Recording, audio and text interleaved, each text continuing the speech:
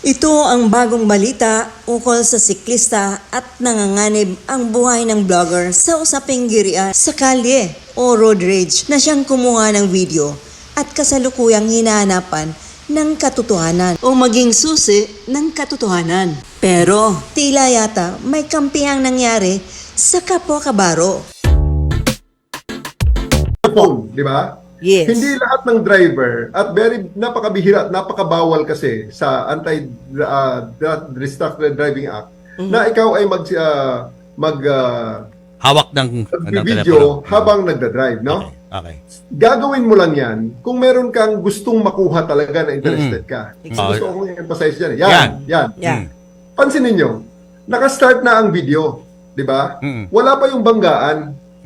Wala pa yung contact. Hindi mo gagawin yan kung ikaw ay walang alam, di ba? Hindi ka nagkaroon na ng tension before? Bakit hindi ilabas ng vlogger ang simula pa niyan? Kung saan nagsimula yan? Kasi kanina kay Attorney Fortune, may sinasabi siya sa, I think, anong network yun, narinig ko, na sabi niya, nagkagit-gitan na ang mga yan sa unahan pa lang. Correct. At pagkatapos, umalis na itong si Gonzales. Kaya akala ni biker, okay na. Umalis na kaagad si Gonzales. Hinintay niya sa unahan. Si siklista. Si siklista. Yeah. Na kung titingnan naman natin sa video, hindi kinat nasa unahan talaga si siklista. Pagkatapos, inunahan ni Gonzales at kinat niya. Diba? So, ibig sabihin, may habulan. Sana, ang sa akin lang dyan, para fair sa lahat. At para naman, wala namang mali siya na i-impute dito ngayon.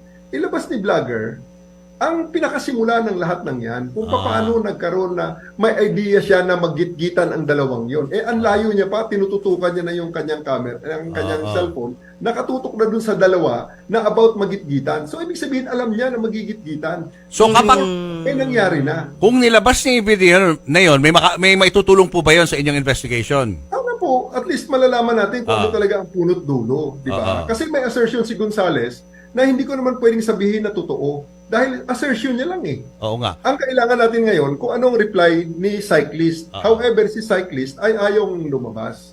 Pero syempre, general, alam naman natin na kahit na ano pa nangyari before or during, ang nakita natin sa video ay nanakit, no? May physical injuries na involved at may pagkasa ng baril. Doon nagkatalo-talo Yun po ang rason kung bakit kahit nawala si cyclist, ngayong umagang ito, 9:40 a.m., kami ay nag-file ng alarm and scandal against kay Gonzales for Article 1, which is covered by Article 155 of the Revised Penal Code. Hindi namin ma-file kaagad yan simula nung Biyernes, Sabado, Linggo hanggang Lunes dahil wala ho tayong opisina. Kasi regular filing na po yan. So nag-regular filing kami kanina pagbukas ng prosecutor's office, nakapila na kami dahil ready na rin naman ang papel namin para sa alarm and scandal against kay Gonzales. Ngayon, kung gusto nating i-file ang sinasabi ni Attorney Fortune na attempted homicide, grave threats, and other personal crimes na kailangan ng complainant, ibang usapan na po yun. Hindi naman ma-file yun kung wala si cyclist. Unless na panindigan ni Attorney Fortune, sabi niya na ito ay mga public crimes din na pwedeng i-file ng kahit sino basta may witness lang. So, kaya nga, kailangan ko pakibigay sa kanya ang cellphone ko or hingi rin kayo ng permit na ibigay ang cellphone niya sa akin dahil gusto ko po siyang makunikan para makapag-set ako ng appointment para madala ko ang mga statements na kailangan ko pakibigay sa kanya ang cellphone ko or hingi rin kayo ng permit na ibigay ang cellphone niya sa akin dahil gusto ko po siyang makunikan